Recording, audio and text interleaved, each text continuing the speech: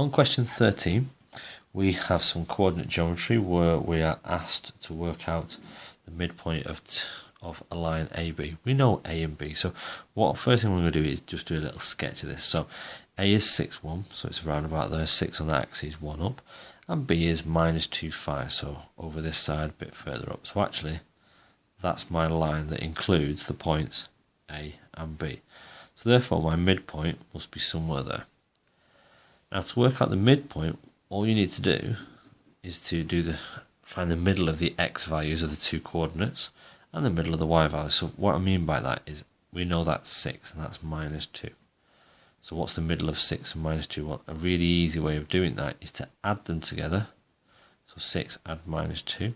6 add minus 2 is 4, and then half them. So that's 2. Let's do the same for the y's. Now the y values were 5 and 1.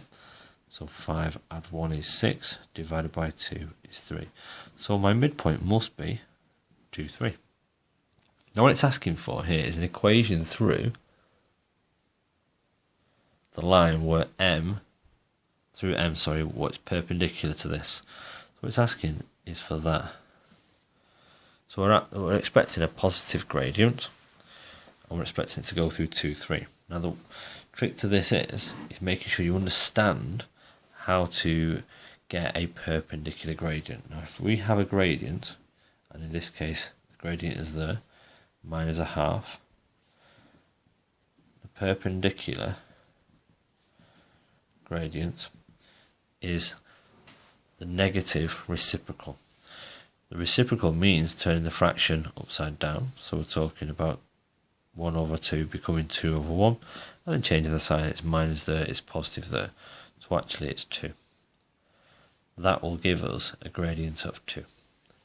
Now, all equations are in the form y is equal to mx plus c. Here, we've just found m.